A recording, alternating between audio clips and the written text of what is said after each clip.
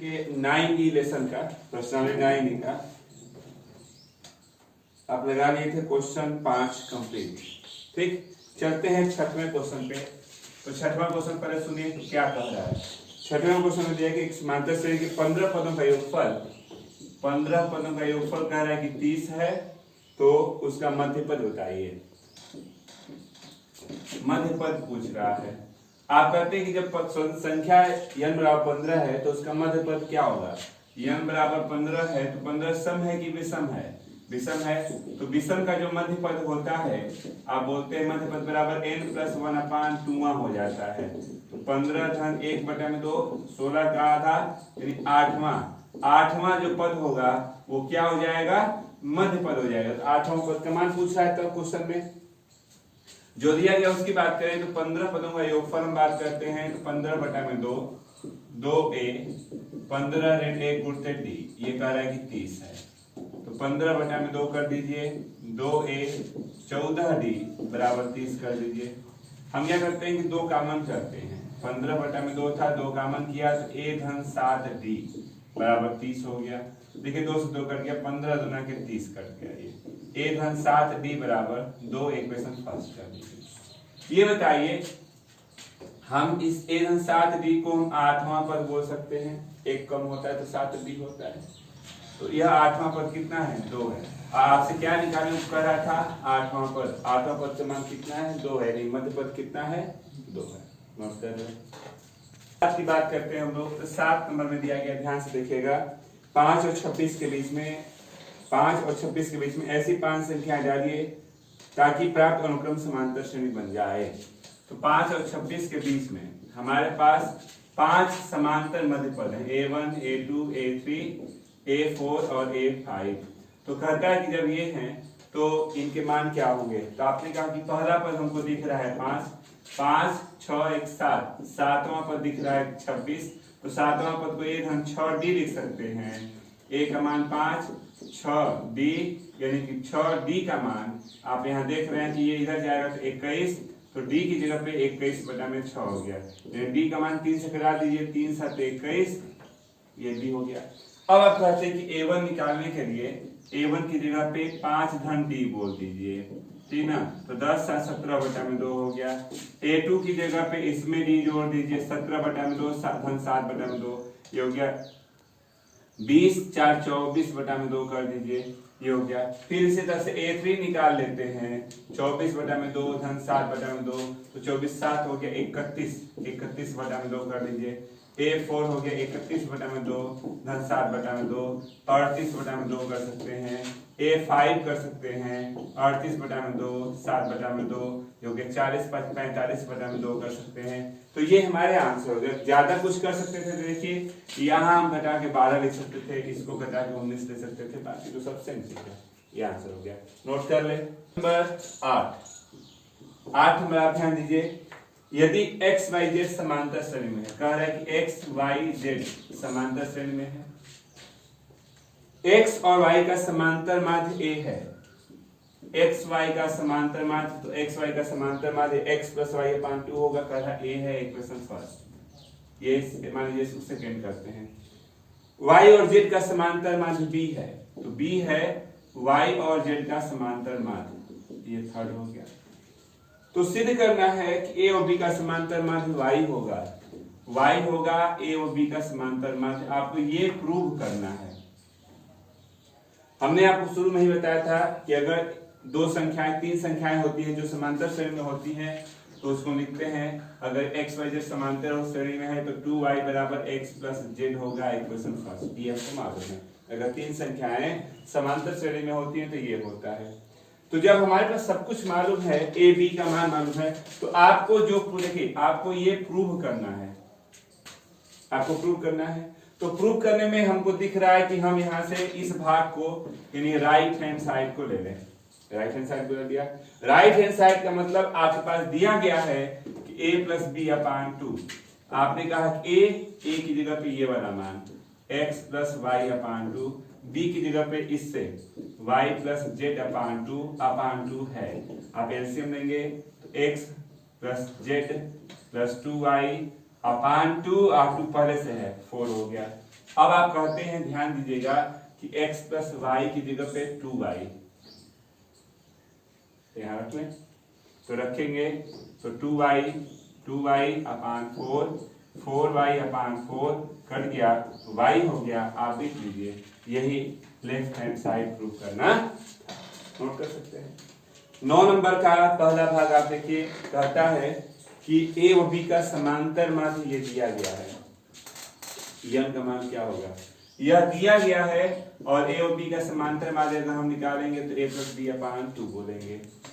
अब इसको सॉल्व करना है, सबसे आसान सा है कि 2 से आप इधर गुणा कर देते हैं, तो 2a के पावर n 2b के पावर n, इधर इसका क्रिया करेंगे तो a प्लस बी इंटू है a के पावर n माइनस 1 b के पावर n माइनस 1। आपने कहा कि 2a के पावर n 2b के पावर n, a का इंटू करेंगे तो देखिए इसके पावर 1 है, जब गुणा किया जाता है तो घात जुटता है, तो n माइनस 1 प्लस 1, a का इसके साथ करेंगे तो अलग अलग है, तो a b के पावर n माइनस 1, ये हो गया a के पावर n माइनस 1 b, इसका इसके साथ करेंगे तो यहाँ 1 है, पावर जुटेगा तो b के पावर 1 n माइनस 1। जोड़ने से ये फायदा हुआ कि देखिए यह जो पावर था कट गया, 2a के पावर n 2b के पावर n a के पावर n a b के पावर n माइनस 1 a के पावर n माइनस 1 b और b के पावर n, a के पावर n b के पावर n, इन दोनों को अगर इधर ले आएंगे, इधर लेके आएंगे तो एक एक घट जाएगा, तो बचेगा एक एक पद a के पावर n b के पावर n,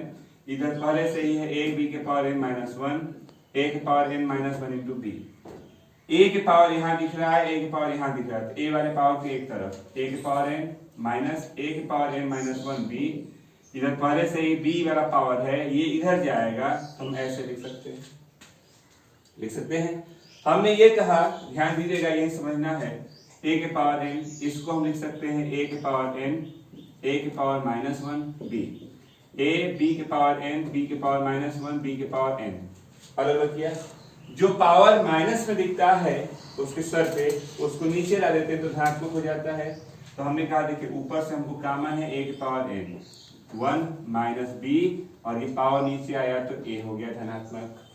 इसी तरह से यहाँ b के पावर n लिखते हैं, a अपान नीचे लाएंगे b माइनस 1 बचेगा, ठीक ना। आपने इसका एलसीएम दिया तो आपने कहा कि a के पावर n, एलसीएम लेंगे तो a minus b upon a minus b upon a, यहाँ भी आप एलसीएम लेते हैं तो एलसीएम में दिखा आपको a minus b upon b।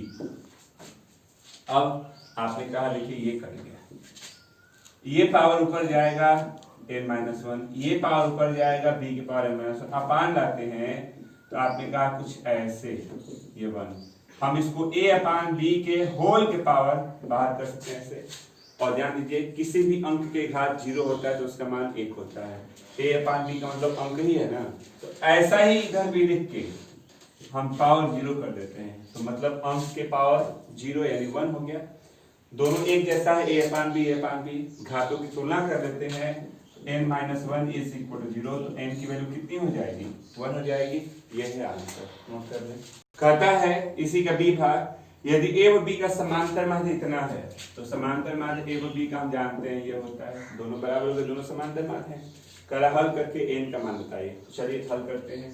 पहले 2 से गुणा किया, 2a a के पावर n प्लस 1 2b के पावर n प्लस 1, इधर इसको इंटू करते हैं तो a प्लस b, यहाँ a प्लस a के पावर n b के पावर n था, ये हो गया 2a n के पावर है 2b के पावर n प्लस 1 है, a का इंटू करेंगे तो पावर 1 है, a वाला a के साथ इंटू होगा तो पावर जुड़ जाएगा, अदर के साथ तो जुड़ेंगे नहीं, तो a वाला हो गया n प्लस 1, a b के पावर n, b का करते हैं a के पावर n b और b के पावर n प्लस 1, a वाला a के साथ हुआ तो जुड़ गया, अदर के साथ नहीं जोड़ा गया। अब आपने कहा देखिए इसको और इसको इधर लेके आएंगे तो ये घटेगा, a के पावर n प्लस 1 b के power n plus 1 a b के पावर n a के power n into b, a के पावर n प्लस 1 a वाले की तरफ इस a वाले पावर को लाते हैं, यहाँ b वाला पावर है, इसको भी इधर ले जाइए b के तरफ, हो गया। अब आपने कहा कि a के पावर n इंटू a लिख सकते हैं, और ये जैसे था रख लीजिए,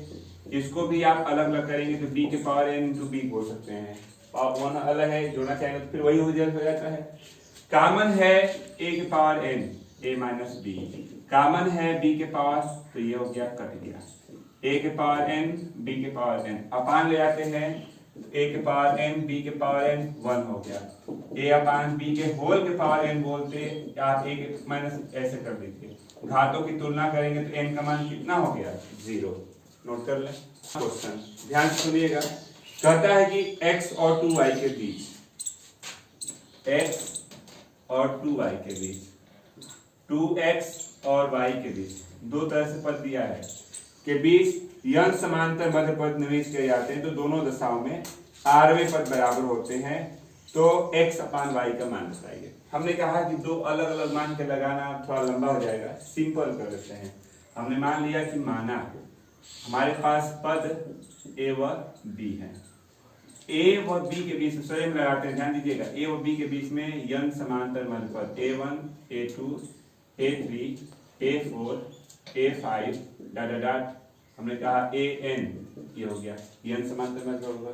हम इसको हल करेंगे तो पहला पद हमको दिखा, टोटल कुल कितने पद हैं, n बीच में है, n+1 n+2, तो n+2 पद हो गया b, तो n+2 का फार्मूला कल आप लगा चुके थे, इस तरह के क्वेश्चन आपने ऐसा लिखा था, तो आपने लिखा a plus n+1 into D, ये b हो गया, तो d की जगह पे ये उधर जाएगा, तो b minus a upon n+1। इन दोनों दशाओं में आरवे पद बराबर हैं, यानी a r बराबर है।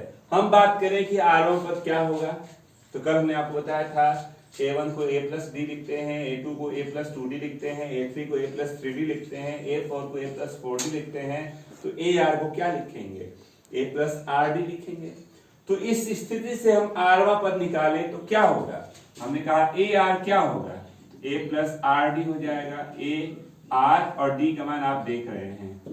अब आप व्यवस्थित करना चाहेंगे तो तिर्यक गुणा करते हैं, a n+1 r b minus a upon n+1, ये ar है। ये किसका ar है, जिसके लिए हमने अलग से माना है a और b तो था ही नहीं। अब हम आए अपने क्वेश्चन पे, पहले वाले में ध्यान दीजिएगा, अगर इसका आरवा पद निकालना है तो जहां a है वहां x, जहां b है वहां 2y यहां रख दीजिए, तो इसका आरवा पद आ जाएगा। चलिए हम इसका आरवा पद निकालते हैं, तो जहां a है वहां x रखा, n+1, जहां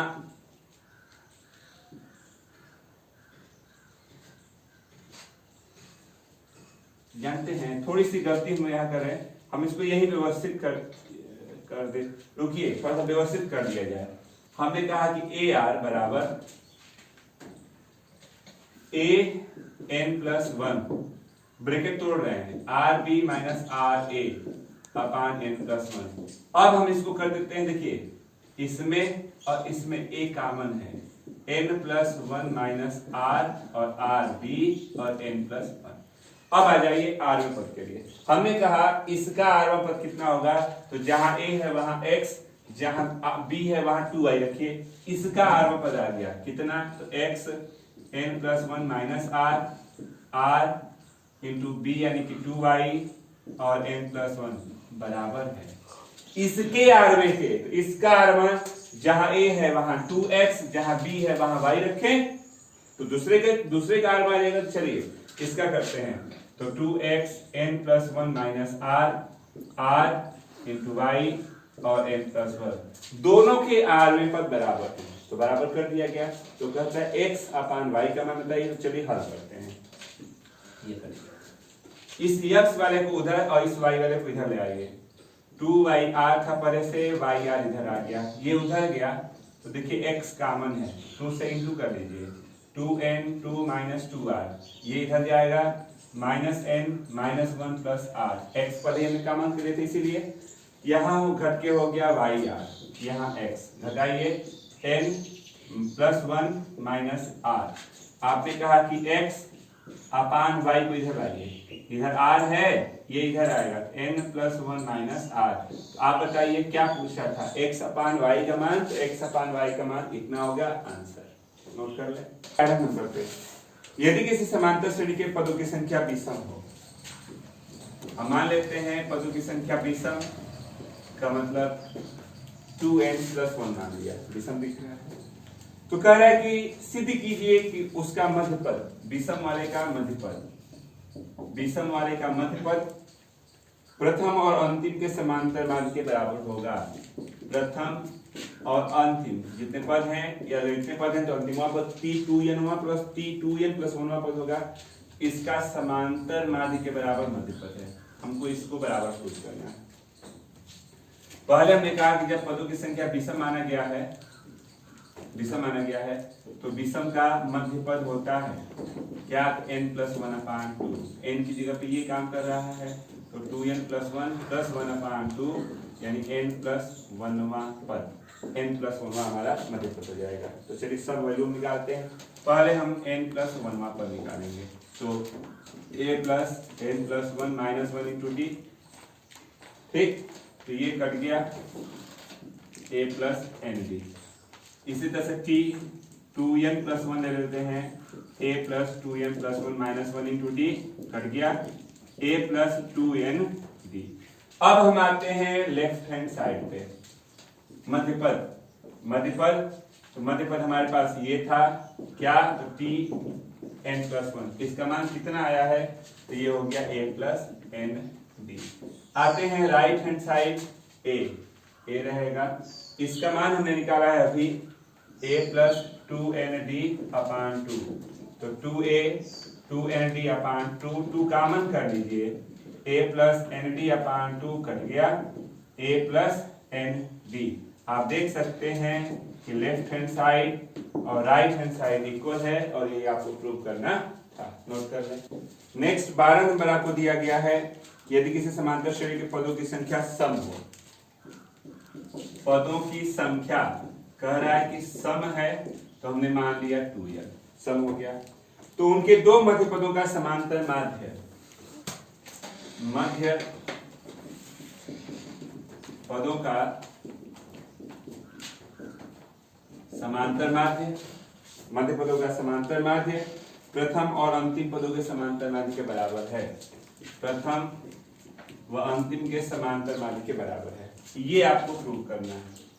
चलिए पहले निकालते हैं इसका मध्यपद क्या होगा, सूत्र क्या होता है, तो 2n/2 और 2n/2 + 1वां, यानी मध्यपद एक nवां हो गया और एक n+1वां हो गया।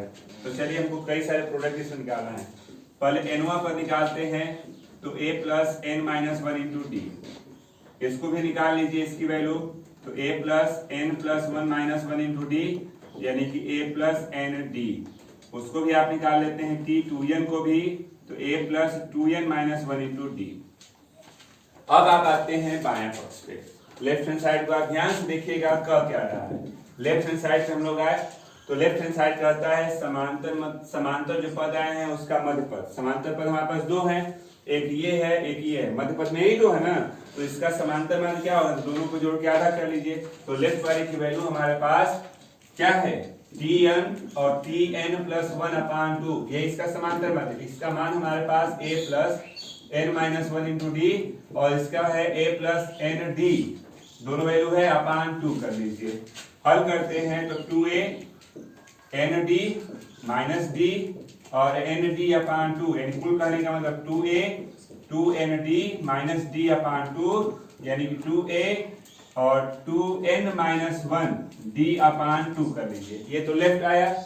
इसी तरह से अगर हम राइट हैंड साइड को ले लेते हैं, राइट हैंड साइड आपके पास दिख रहा है, ये a+t2n यहाँ पे है, तो यहाँ पे हो गया a+2n-1 × d/2, तो 2a 2n-1 × d/2। आप देख सकते हैं कि लेफ्ट वाले की वैल्यू यह और राइट यह दोनों इक्वल है, तो यही आपको प्रूव करना था, नोट कर लें।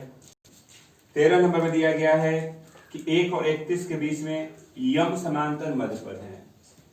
1 और 31 के बीच में यम यानी a1 a2 a3 am, ये हो गया। तो कहता है 7वीं यानी a7 और m-1वां का अनुपात 5 संबंधी 9 दे दिया, तो कहता है कि हल कीजिए और हल करके m का मान बताइए। कल शायद इस तरह से कुछ क्वेश्चन हम लोग लगाए थे, याद होगा आपको। तो हमने कल भी आपको बताया था कि जब भी हमने हल किया था, देखिए ध्यान दीजिएगा, ये पूरे m पद हो गए और ये पहला पद हमको 1 दिखा। टोटल पद हमारे पास यहाँ m+2 है यानी कि 31। m+2 का formula a plus m+2 minus 1 into D, a की जगह पे 1 हो गया, m+1 इंटू डी, ये 31 हो गया। तो हम लिख सकते हैं d की वैल्यू, ये उधर जाएगा कितना, 30 बटा में m-1 ले लीजिए, ये हो गया। जब d आ गया है तो a1 का मतलब a प्लस डी, a2 का मतलब a प्लस 2d। इसी तरह से a7 को अगर हम लोग निकालें तो a प्लस 7d बोलेंगे।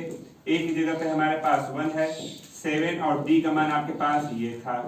हल करते हैं, देखिए इधर गुणा करते हैं, m+1 70 के 21 हो गया और m-1 कर लीजिए, यानी कि m और 211 और m+1 हो गया। ये तो a से बनाया। इसी तरह से a m-1 देंगे तो a plus m-1 into D, a की जगह पे 1 m-1 और d की जगह पे आपके पास ये रिजल्ट है। गुणा करते हैं तो m+1, यहाँ m+1 है तो a m-1 की वैल्यू कितनी हो गई, 31, ऋण 29 और ये m+1 है। आपके पास दोनों वैल्यू आ गए हैं, a7 और ये, इनको यहाँ इक्वेशन फर्स्ट में आप रख दीजिए। अगर इक्वेशन फर्स्ट में रखते हैं तो हमारे पास देखिए a7 की वैल्यू है m211 m-1 और इसको रख लीजिए 31 m ऋण 29 m-1 और ये 5 बटा में 9 है, ये कटा दीजिए। 9 से गुणा करते हैं 9m, 9 एकम 9, 9 9 दूना के 18, 5 से गुणा करते हैं 5, 5 3 15, 45, 5 4 और 10 4 14। आपने कहा इसको इधर ले आइए तो 1899 है और 145 155 m ऋण 9m। चलिए जोड़ लीजिए इसको, 9 10 4 14 हासिल 1, 14 1 1 9 1 10 1 और 2, यहाँ घटा दिया तो ये हो गया 5 गया 50 4 46 146। आपने कहा m की वैल्यू कितनी होगी, तो m की वैल्यू 244 में आप 146 से भाग देना चाहेंगे। 146 60 में भाग देते हैं तो 14 बार में कटा, यानी m का मान कितना होगा, तो आपने कहा 14। नोट कर ले, चलते हैं 14 नंबर पे। कहता है 28 और 10 के बीच में 11 समांतर मध्य पद रखे गए। 28 और 10 के बीच में 11 समांतर मध्य पद, यानी a1 a2 a3 ऐसे ही डाट a11 रखे गए। तो कहता है कि इस श्रेणी के मध्य के 3 पद ज्ञात कीजिए। 11 12 13, 13 टोटल हो गए तो 13 का आधा 6.5, 6 7 8, 3 पूछ रहा है आपको, a6 a7 और a8। तो रूल क्या कहता है, तो रूल सबसे आसान सा है, हमसे यही तीनों पूछ रहा है। तो हमने कहा पहला पद 28 दिख गया, टोटल हमारे पास 13 पद हैं, तो 13वां पद अंतिमवां पद 10 हो गया, तो 13वां का फार्मूला a-12d बोल सकते हैं। ये हो गया 28, 12d बराबर 10। तो आप लिखे हैं 12d बराबर इधर जाएगा तो ऋण 18d का मान ऋण 18 में 12 से भाग दे दीजिए, ऋण 3/2, ये d हो गया। आप कहते हैं इसमें d जोड़ेंगे तो ये आएगा, इसमें d जोड़ेंगे, सब में d जोड़कर हम निकालते हैं। इसी तरह से अगर हम a6 की बात करें, ध्यान दीजिएगा, a1 का मतलब a प्लस डी, a2 का मतलब a प्लस 2d, a3 का मतलब a प्लस 3d, तो a6 का मतलब a प्लस 6d बोल सकते हैं। तो हमने कहा a प्लस 6d, a की जगह पे 28 है और d 6 और d की जगह पे ऋण 3/2 है, तो ये हो गया 3, यानी 28 ऋण 9। तो a6 कितना होगा, 28 में से 9 गया 19 बोल सकते हैं, एक आंसर। a7 का मतलब आप डायरेक्ट आप इसमें जोड़ सकते हैं, 19 धन d मतलब ये 19 गुना के 38 में से 3 गया 35/2 कर दीजिए। a8 का मतलब 35/2 में से आप 3/2 कर देंगे, तो 35 में से 3 गया, आप बोलते हैं 32/2 यानी कि 16। तो 3 हमारे पास मध्य पद, ये 3 मध्य पद हो गया। नोट कर लें। ऐसी 6 संख्याएं ज्ञात कीजिए जिनको 3 और 24 के बीच में रखने पर प्राप्त अनुक्रम एक समांतर श्रेणी होता है। यानी 3 और 24 के बीच में 3 और 24 के बीच में 6 समांतर मध्य पद रखे गए हैं, यानी a1 a2 a3 a4 a5 a6। यानी इसको बताना है तो आपने कहा पहला पद दे दिया 6 7 8, आठवां पद दिया गया कितना है 24। आठवां का फार्मूला a + 7d बोल सकते हैं। a की जगह पे रखते हैं 7d = 21, तो 7d बराबर आप इधर ले आए 21, तो d का मान 3 हो गया। इसमें d जोड़ेंगे तो a1 आएगा, सभी को निकाल लिया जाए। आप बोलते हैं a1 का मतलब 3 धन d यानी 3 यानी 6 हो गया। a2 का मतलब 6 धन d यानी 9 हो गया। a3 9 धन 3 12 हो गया। a4 12 धन 3 15 हो गया। a5 15 धन 3 18 हो गया। a6 18 धन 3 21 हो गया। आज जो ही d जोड़ेंगे तो देखिए 24 भी आ जा रहा है। तो आपका ये क्वेश्चन समाप्त होता है और यहाँ प्रश्नावली भी आपकी खत्म हो जाती है। कल इसी की लास्ट समांतर श्रेणी का, आप ध्यान दीजिएगा, समांतर श्रेणी का लास्ट टॉपिक, लास्ट प्रश्नावली कल शुरू होगी। तो कुछ एग्जांपल्स दिए होंगे पहले, उनको नोट किया जाएगा और उससे भी सबसे पहले आप इसको नोट करिए। के लिए आप याद रखिएगा 3 पद हमको समांतर श्रेणी में मानना होगा, ये फिक्स चीज है और जैसे लिखेंगे उसी क्रम में माना जाता है। ऐसा नहीं कि आप अपने से क्रम चेंज कर लीजिएगा। 3 पद समांतर श्रेणी में मानेंगे तो a - d a + d मानेंगे। 4 पद मानना होगा तो a - 3d a - d a + d a + 3d मानेंगे। इसी तरह से अगर हमको 5 पद मानना होगा तो a - 2d a - d a + d और a + 2d। आप याद रखिएगा, इसकी जरूरत पड़ेगी अगले लेसन में। तो आज के लिए बस इतना ही। आपके लिए होमवर्क है कि ये तीनों आप याद रखेंगे, इसके बाद कल इसके बारे में बात किया जाएगा। आज के लिए बस इतना ही।